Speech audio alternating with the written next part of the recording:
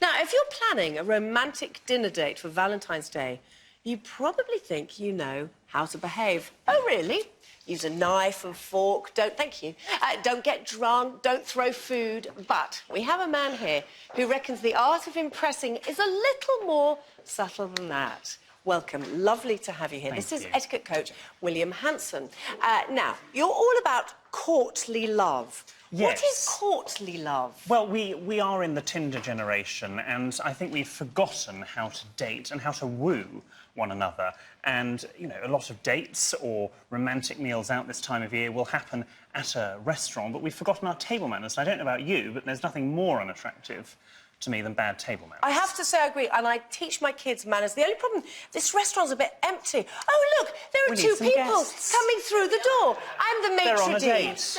Right, could you talk them through? Could you... it's your date, Linda, so you should have seated her, please. Thank you. Good. I was going to, but, you know, she's done really... for it. She just went for it, you know. Yes. Now, how about Lamar? How would he sit? He would sit, taking his seat from the right, which you did. Very good. And you've got your menus in front of you. Yep. So have a look and decide what you're going to order. Oh, there it is. There it is. Oh, I'm going to order beef lasagna, I think. OK, you're having the lasagna. And I'll have the spaghetti bolognese. Are you sure on a date? That's wise. Oh, it's spaghetti with a white bolognese? shirt. Yes, it's a lovely white shirt. It probably won't be at the end. No. Unless you can eat it perfectly. Well, let's get the waiter in. Excuse me, waiter, if you could come forward, thank you. Where do I go? Just dance around the here table. and take their orders. Could I have the lasagna, please? Beef lasagna. That'd be very nice. Of course, madam. Thank you, sir. And the bolognese. You want bolognese? You're very Italiano. Oh, yes. I'll speak up so we can hear you. This is a busy, crowded restaurant. And the spaghetti bolognese for me. Good, thank you. Thank you, waiter. Thank you. Excellent. That's it for a moment. Where's the chef? You over there. You come back with the food. Right. So what's next, please? Put the napkins on our lap. You better put it round his neck, I think. No, don't put it round your neck. No. He's gonna So not like this? No, because no, far too sort of like a bib. And now you've spread it out completely. OK, so... Let's have it in half, like so. And Linda, you've done it in half as well, so that's very good. Oh, don't worry about that. I hope it's not a mobile phone. There's no etiquette. No, it was a microphone. Okay, Often have those at restaurants. Now, you've got some interesting drink choices here. You've got a pina colada. Yep.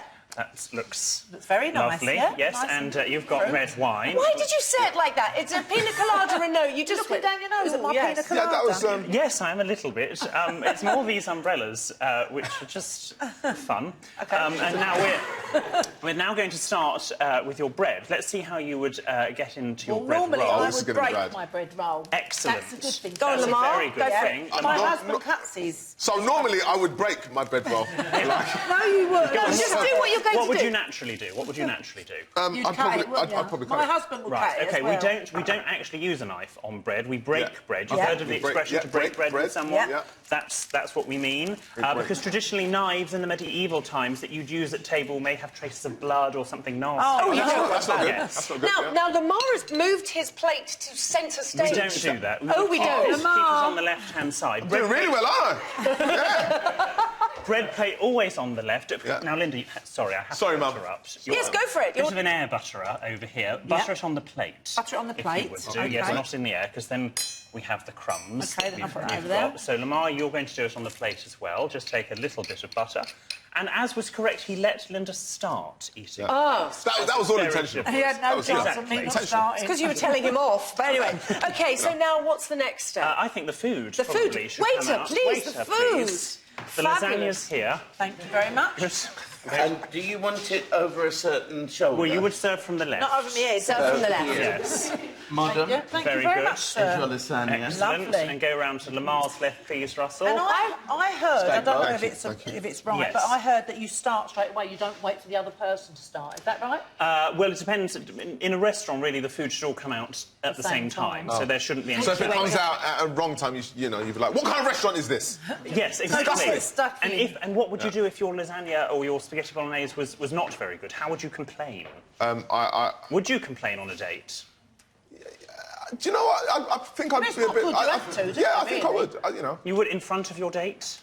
Yeah, discreetly, I'd say, you know, this Discreetly, isn't quite right. yes, and that's the key, really. So if something is you're wrong, doing it right. don't make a big song and dance about it. Just maybe go and talk to them at the end or go back the next day. Now, do we go to actual eating? Yes, let's start eating. So from the outside. Outside in, very good. Knife and fork. Yep.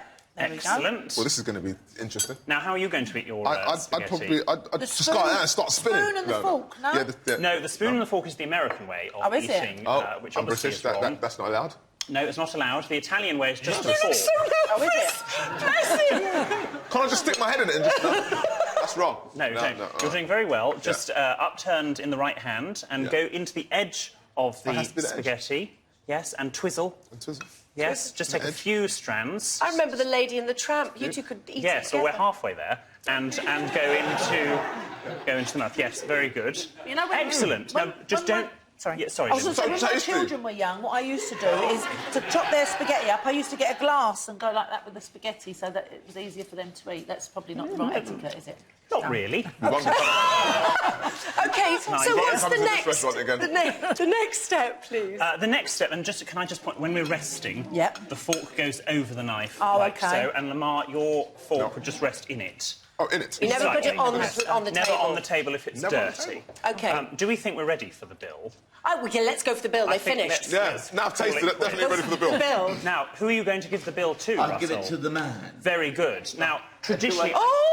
I knew that was going to get one. Calm down, ladies.